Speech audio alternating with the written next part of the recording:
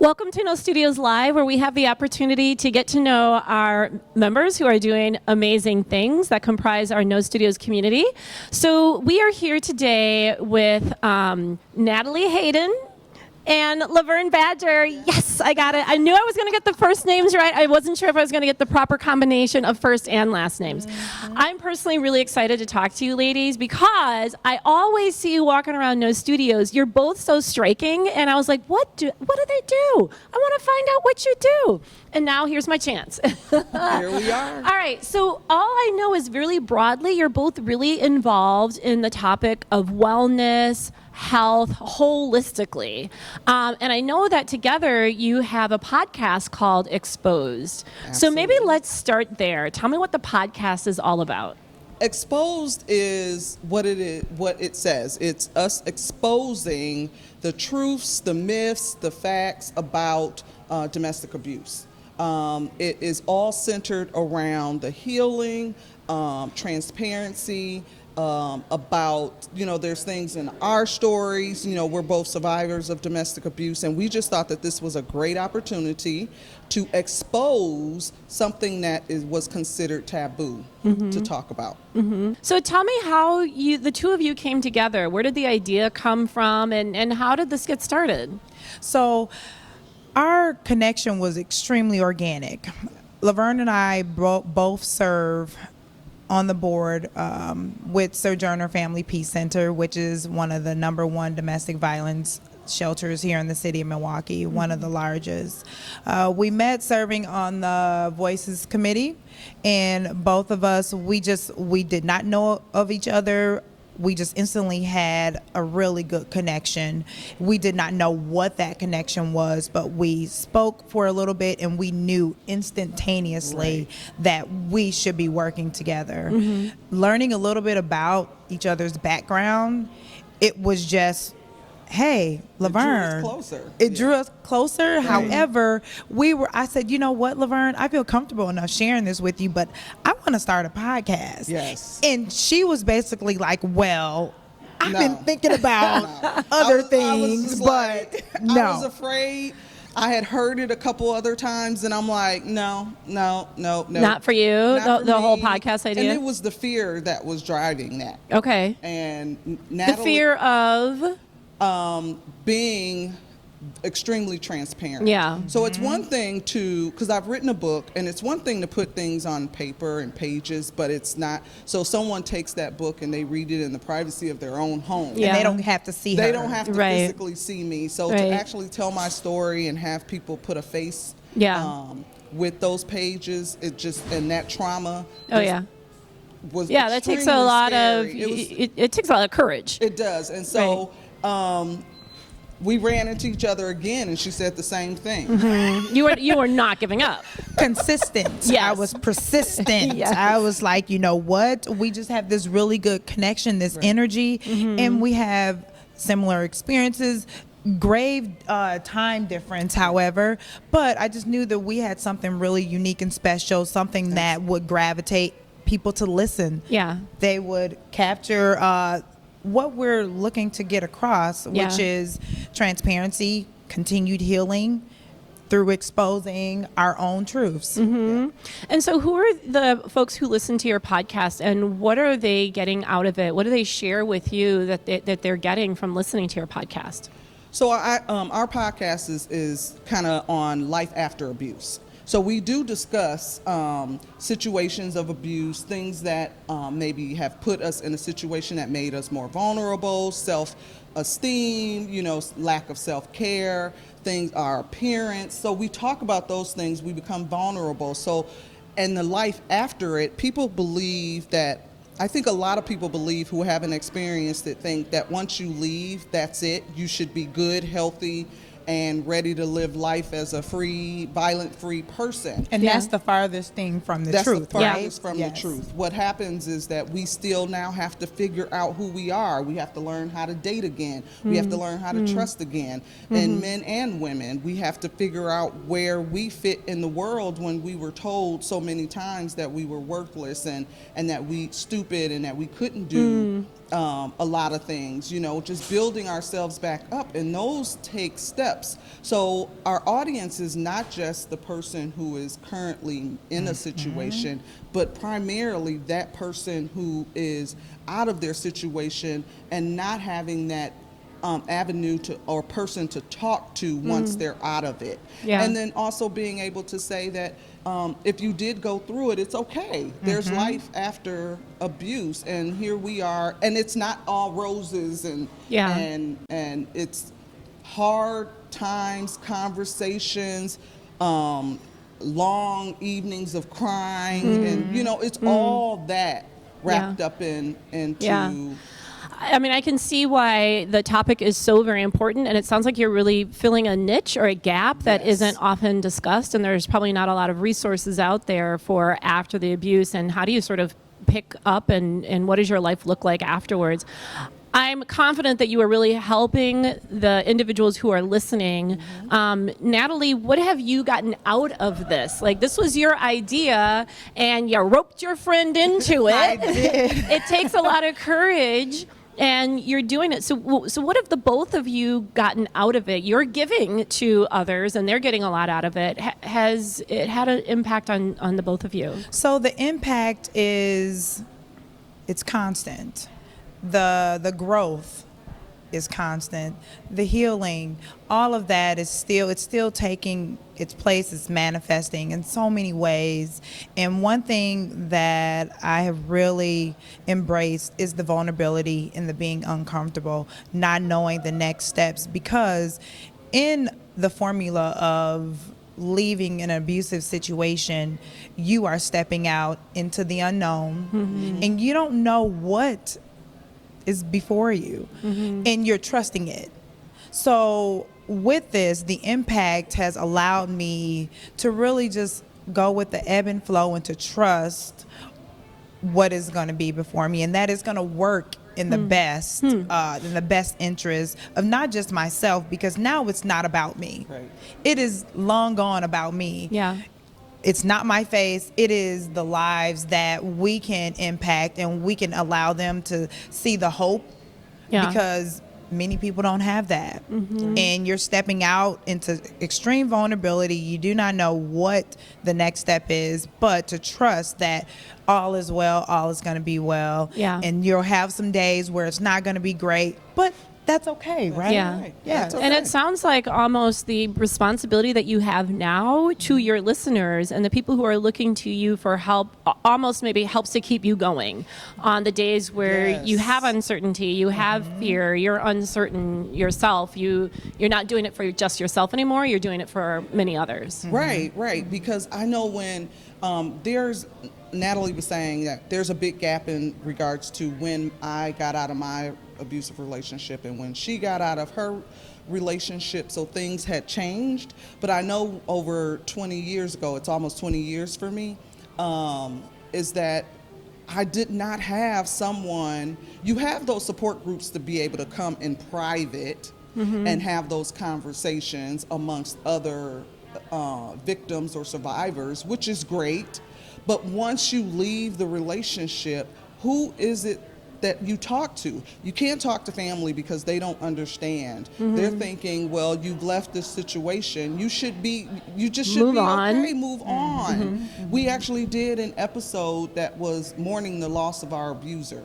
And that kind of summed it up, is that why would we be mourning the loss of someone who abused us? But it's not just mourning the loss of that individual. It's mourning the loss of what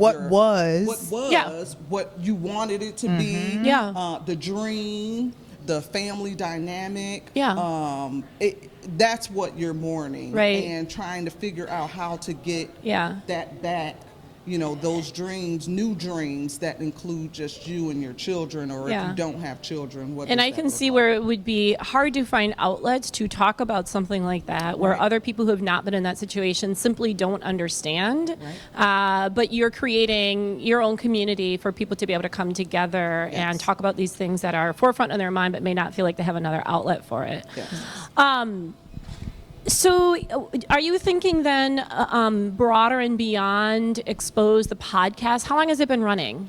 just a year. Just 1 Oh, year. 1 year. Yeah, Okay. we're fresh. Okay. Just a All right. year. So a Yes. lot more work to do, but are you Yes. already starting to think, is it sparking or inspiring other things that you could be doing, or you're just taking it one day at a time with the podcast? I think definitely trainings. There's things that we've talked about in regards to how can we package some of this so that it's the podcast that you can sign on and listen to us audio or on YouTube with video. Yeah. But how can we package it and so that other areas of resources can have a playbook of how they can support Gotcha. one another. Yeah. And then just traveling the world and allowing people to come and be inspired. You Yeah. know, there's a lot of people and a lot of things that inspire me, and I just would love to be that for somebody else. And just if we can continue to speak and talk about and be I was going to say, I'm transparent. envisioning a world tour, Yes. some workshops. Yes, Those are yes. the things we've talked about, because I somewhat feel that the topic is still somewhat taboo. It Sure. is. And not many people are comfortable Yeah. with unveiling. Yeah. And maybe even more so within the African American community. Absolutely. Yes. Absolutely. And so maybe we can give, and inspire and offer some support, hope, inspiration Yeah. to others, because guess what? We can't do this alone. Right. It's just us two. Right. We're looking for those to join us in Gotcha. some shape, form, or capacity in making our voices together Heard. reach. Right. Yeah. We want to The reach masses. as far as and wide as we can. Yeah. But we need to let people know that this is something that needs to be talked about. People need to hear about it. They need to know that they're not alone. There is the light. There's clouds, and then there's the rainbow. There's the sun beyond all of that. There's the hope. Life has been amazing after. Yeah. Yes. Yeah. Now, it hasn't always been fabulous. And We it's don't not work always up, wake up and Oh just yeah, like, oh, yeah, you know, and but it no one has been, does, but right, but it has been amazing. yeah, and you are creating your life, Yes. right? Yes. Your new life. Yes. So, how has being a member of No Studios helped you with the vision and the mission that you all have around this important work that you do? Because I see y'all here a lot, so I figure I know. I figure there's a reason why. Let me tell you about my theory and my thinking. Yeah. When we both decided, and it was Laverne who first was exposed to this space, and she said, "Hey, Nat, we have to be a part of this space. This is a movement that we need to be clearly a part of," and we merged. What we decided was that we needed to be here as often as possible, whether we were coming just for maybe 15, 20 minutes to Yeah. talk about expose calendar for the month. But we knew that we just needed to be here because we wanted to meet as many people as possible. Yeah. What No Studios has done for us has given us the opportunity to not only share what it is that we do and what we can offer to the community, to the No Studios community, but there have been so many people that have been willing to just say, hey, we're here to assist any way that we right. can. Oh, that's great. And that right there is just really, it is, my heart is just really. I know. It's this space. When you walk in this space, and I've said this many times before, is something about the how it makes you feel. If you're creative, it makes you feel more creative. If you are an introvert, it makes you want to be out there and get out there and expose yourself to new people. Yeah. Because the truth is, I was extremely shy as a kid. And then to get in an abusive relationship where your voice wasn't heard, this is a space that allows us to be who we are, and it doesn't all look the same. Like domestic abuse is not a race, culture, Gender specific. situation issue. It's everybody. And so when we come to this space, it's a melting pot of everybody. I don't care who we talk to.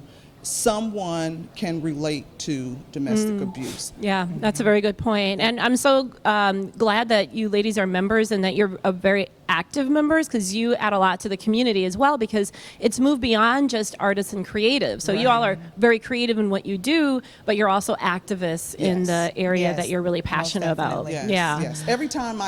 Anytime I can, I'm like, have you seen those studios?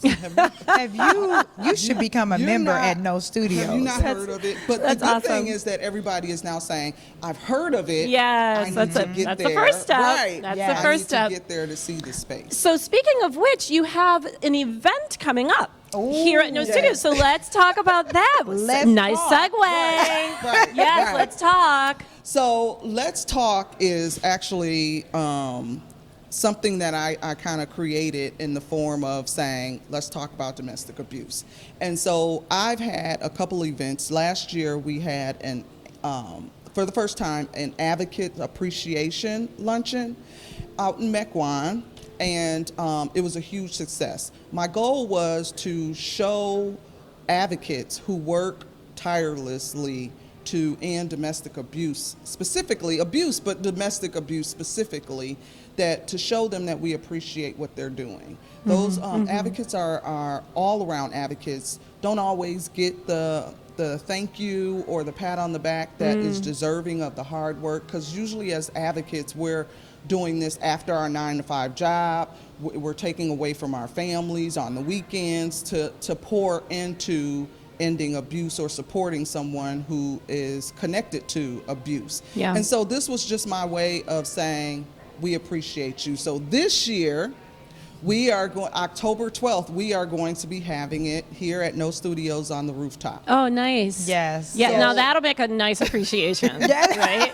Thank you. Thank you. Right, Yes, right. if nothing else. So thank you. And the patio will be done too. Right, and Yeah. I'm so excited about the patio. That's Yeah. going to be a bonus. Yeah. That is right, a bonus. right. Yes. And in October, I think it might just still be a little crisp. It won't be cold. Yeah. No, I think it should It'll- be yeah, good. just weather-wise, I think just kind so. of go out there. Yeah. And it's kind of a masquerade thing. Just kind Oh, well, yes. you're and that. and that, right. Oh, you're throwing all sorts of it's fun gonna things be a in lot there. It's going to be a lot That of is fun. But like I fun. said, it was just showing appreciation to those in our community. Yeah, I love That's it. I love what you're adding to the No Studios community, and then also to the community that you all are so passionate about, and Yes. creating that voice for other people and making people feel confident, Yes. and the advocates and ambassadors feeling valued. Yeah. Right. Yes. Yeah. That's it. Yeah. We want them to, because you gotta have, it drains you to pull in